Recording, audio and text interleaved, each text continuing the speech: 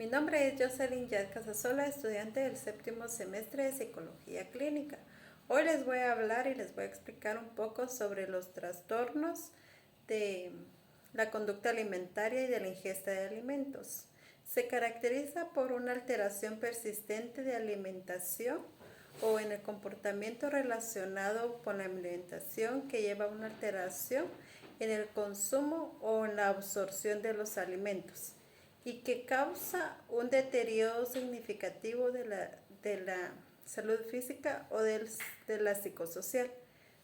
Dentro de estos trastornos se desglosan 6 trastornos. Entre ellos les voy a hablar sobre el trastorno de pica.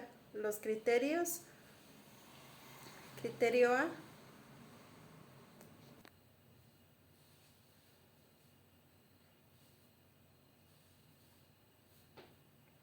El trastorno de pica en el criterio A es ingestión persistente de sustancias no nutritivas y no alimentarias durante un periodo mínimo de un mes. En el criterio B, la ingestación de una sustancia no nutritivas y no alimentarias es inapropiada al grado del desarrollo del individuo. Del criterio C, el comportamiento alimentario no forma parte de una práctica cultural aceptada o normalmente significativa. En el criterio D, si en el comportamiento alimentario se produce en el contexto de otros trastornos mentales, por ejemplo, discapacidad intelectual, trastorno de desarrollo intelectual, el trastorno de espectro autista y la esquizofrenia o afección médica, incluyendo el embarazo, es suficientemente grave para justificar la atención clínica adicional. En el trastorno de rumiación, en el criterio A, regurgitación represiva de los alimentos durante un periodo mínimo de un mes. Los alimentos regurgitados se pueden volver a masticar o tragar, o ya sea escupirlos. En el criterio B, la regurgitación repetida no se puede atribuir a una afección gastrointestinal asociada u otra afección médica. Por ejemplo, el reflujo gastroesofágico, estenocisis y el pilórica.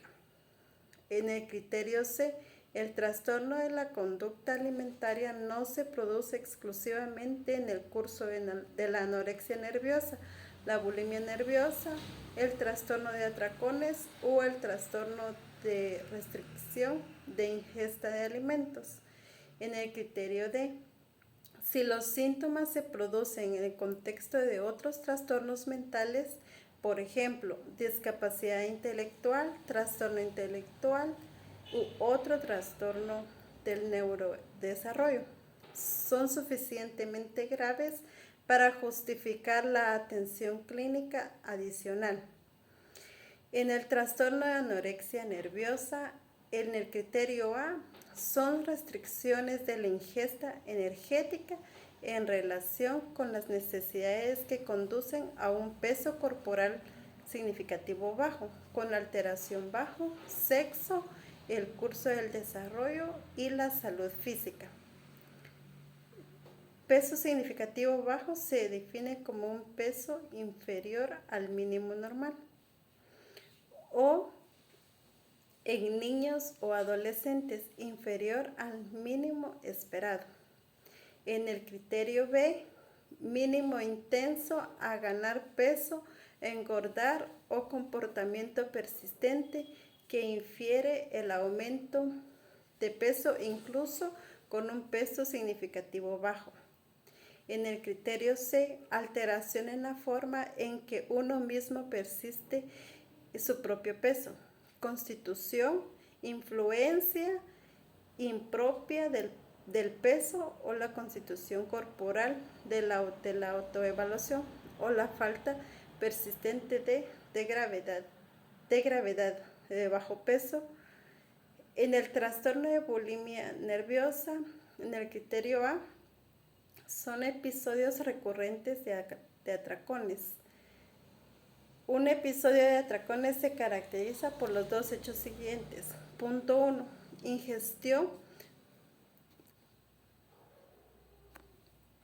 Ingestión de un periodo determinado. Por ejemplo, dentro de un periodo cualquiera de 2 horas, de una cantidad de alimentos que es claramente superior a la que la mayoría de las personas ingerirían en un periodo similar de circunstancias parecidas. Punto 2. Son sensaciones de falta de control sobre lo que se ingiere en el episodio. Por ejemplo, son sensaciones que no se pueden dejar de comer o controlar de comer lo que se ingiere, o ya sea la cantidad de lo que se ingiere. En el criterio B, son los comportamientos compensatorios inapropiados recurrentes para evitar el aumento de peso, como el vómito autoprovocado, el uso incorrecto de laxantes, diuréticos u otros medicamentos, el ayuno o el ejercicio en excesivo. En el criterio C, los atracones y los comportamientos compensatorios inapropiados se producen de promedio al menos una vez a la semana durante 3 meses. En el criterio C, los atracones y los comportamientos compensatorios inapropiados se producen de promedio al menos una vez a la semana durante 3 meses. En el criterio D, la autoevaluación se ve indebidamente influida por la constitución o el peso corporal. En el criterio E, la alteración no se puede exclusivamente, la alteración no se puede exclusivamente durante los episodios de anorexia nerviosa. Y por último tenemos el trastorno de atracones. En los criterios está el criterio A, es el episodio recurrente de atracones. Un episodio de atracón se caracteriza por 2 hechos. Punto número 1. Ingestión en un periodo determinado. Por ejemplo, dentro de un periodo cualquiera de 2 horas, de una cantidad de alimentos que es claramente superior a la que la mayoría de personas ingerirían en un periodo similar en circunstancias parecidas. Punto 2. Son sensaciones de falta de control sobre lo que se ingiere durante el episodio. Por ejemplo, sensaciones que no se pueden dejar de comer o no se pueden controlar lo que se ingiere, o ya sea la cantidad de lo que se ingiere. En el criterio B, los episodios de atracones se asocian a 3 o más de los hechos siguientes. Punto 1. Comer mucho más rápidamente de lo normal. Punto 2. Comer hasta sentirse desagradablemente lleno. Punto 3.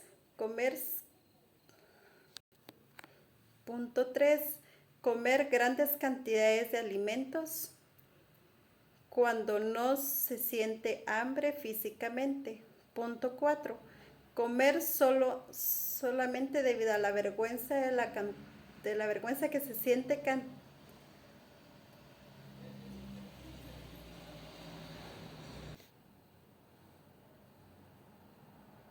Punto 4. Comer solo debido a la vergüenza a que se siente la cantidad de lo que uno ingiere. Y el punto 5, sentirse luego disgustado con uno mismo, deprimido o muy avergonzado por todo lo que ha consumido. En el criterio C, al estar intenso.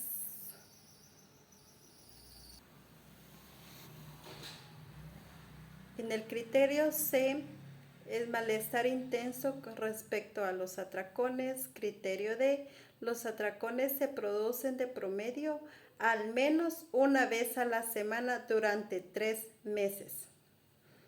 En el criterio E, los atracones no se asocian a la presencia recurrente de un comportamiento compensatorio inapropiados como en la bulimia nerviosa y no se produce exclusivamente en el curso o la anorexia nerviosa. Estos trastornos mencionados se basan en todos los trastornos alimentarios. Cada uno de estos trastornos tiene consecuencias como depresión, ansiedad o por motivo de que uno, como mencionaba en los trastornos, como uno no se acepta tal como uno es. Y todos estos trastornos nos pueden afectar bastante físicamente, por lo que ya mencioné unos trastornos y di cada criterio de los trastornos mencionados.